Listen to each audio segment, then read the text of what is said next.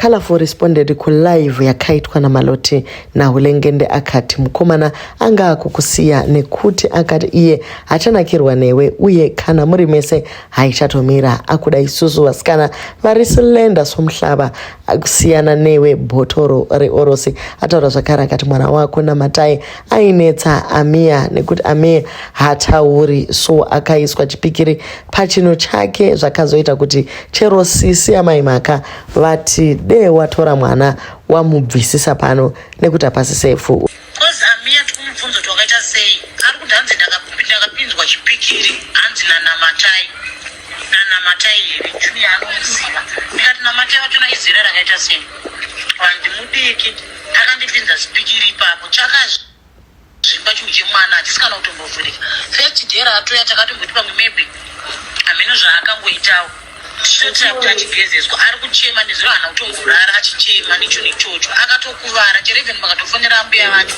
nasekuru vacho kuti nezuro chii chakaitika akazvipa chinhu mwana. Ava ndiye vanga vasara nemwana apo Colorful akaenda kurufu. Anyora iye akati imi ndakapotsa ndafa nekurohwa ini. I'm now struggling because of Maloti. Family yangu yandibuka cause aenda kaikoko akavapa information yaakavapa because moyo wake uri kuda kuti ndihure. But sorry mwana wamai pano hapachahuriwe. Maloti wakandirohwa in front of my son. Iwe ndikabuda ni mwana wangu na 3 am ndisina kana dora. But as a mother, I make sure that my son is safe. Ndikamuisa pa better place. Now I might be a street kid. It's fine. Musatambe nekuti Maloti akamboenda kujere. So anofambira nyaya dzake fast. So kuti kana usina kusimba unofa. Like nini, I thought this is the end of my life. Cause ndakamhanyirwa kumberi panyaya iyi. Asi because of my son, I have to stand up for myself. Cause I know my intentions were pure.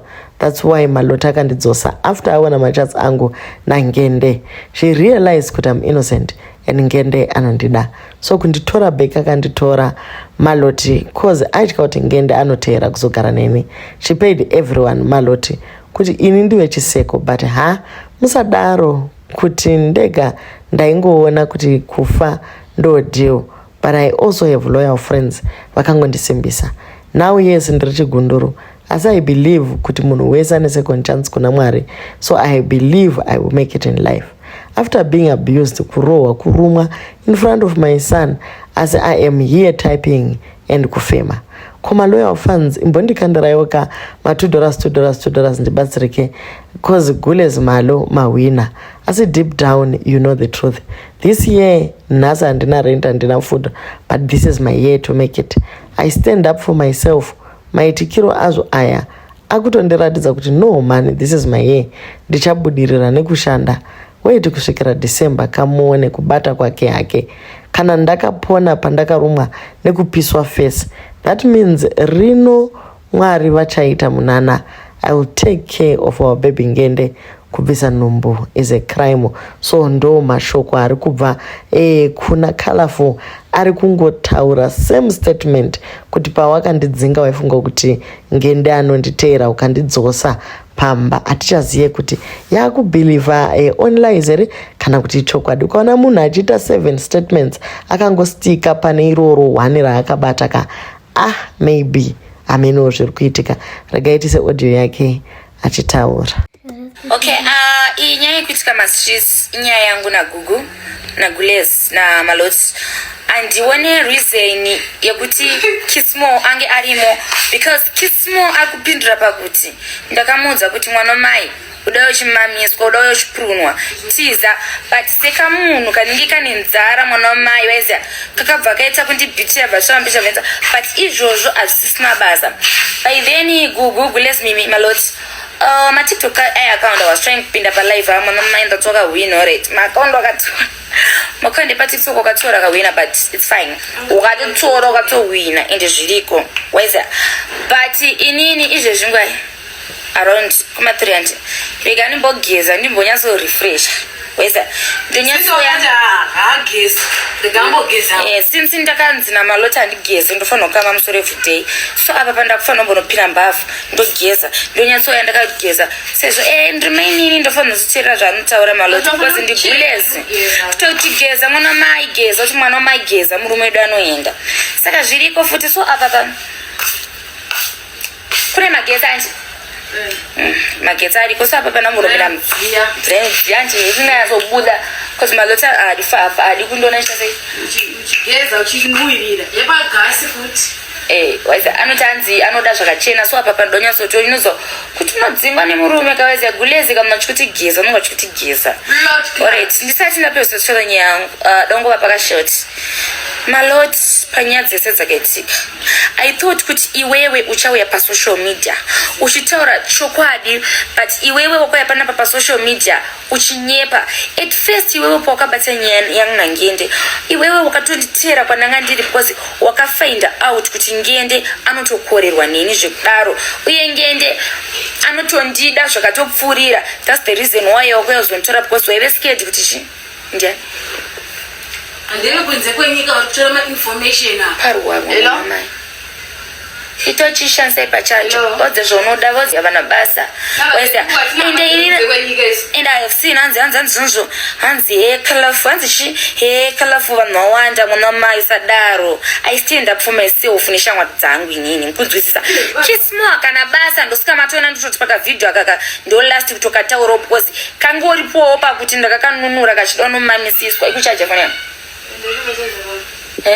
kachida nomamisiswa but inini I will come with the whole truth nani chimbonetsana nemakonzi angu chimbatira kumadzosa but gulezi vataiwa mayanineza musikuenda nemakonzi enyu to mungabva mati kutora murume tobva tangokusiya give maindirova muchindiruma muchita sei but iwewe Mimi I know you very well kuti wambobva wakatolereta munhu asimatikwanza munyengerere varume kasi vakarumira mwana dhururu muno mai takaruma musana wese ina wangu kurumirwa dhururu chikuti zvakazara muzimbabwe zvimadhururu panyaya iyi katichazonazoita mavhidhio akawanda I just wanna let people kuti this is our content kushandisa panyaya but don't sati ndaita sendakata vhidhio inini dangokupeka short story maloti I thought kuti achiyachitaura chokwadi kuti Ngende aitokoirwa nakala ende Ngende inini maloti akatozobata foni akatofenda kuti maya kuti Ngende aitodzakala kuti kandiramba chichii achitopretena waiza ende Mimi chakaitoti andidzose afind out kuti Ngende anondida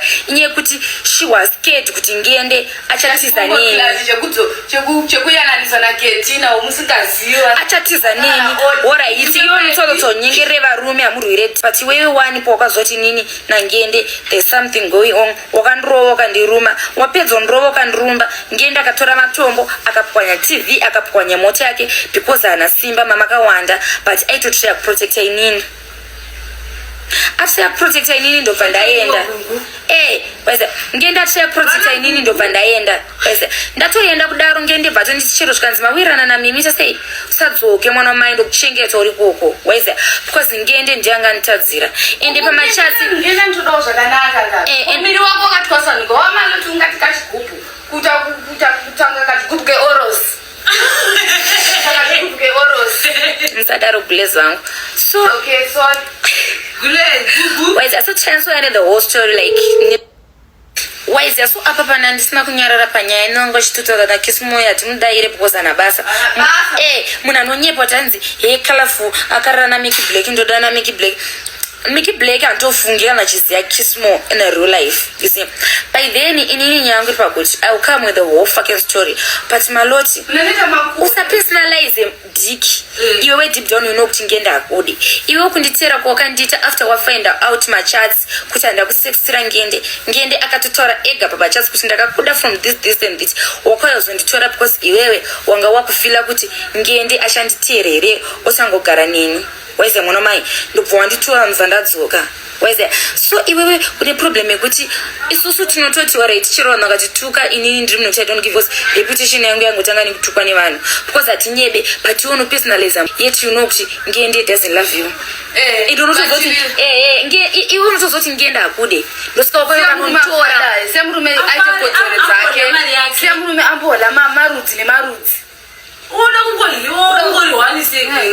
Ngende akatondipopotera kanditi kalafu Ngende akatondipopotera kanditi kalafu wadzoka unochi uyu munhu anotitadzisa kuti sei kudanana ini ndinokuda wai wadzoka iwe dongorwa uri because ini ndakati nchinetsana namaimanti maloti Ngende makuseni bva nditsvaga bva wana pandiri ndobva yabva nditora bva tatono but pamari yekushandisa zvananchida. So I feel like ngende pakazodzokera kumba mbuya yakabva yabata foni yangende ababata foni yangende ndobva verenga machats ndobva tondoti maya kala itombodhonza tambo kuna ngende weze but ndiri munhu wenyama mwana wamai zviriko unozonga wabatwa panonaka ende zviri obvious but iwewe mwana wamai weze hautiwo right munhu achiita nemurume wako obva wanditera obva wanditora obva wanditi ndakutera just because ndaona kuti ngende ndeyekutsoma.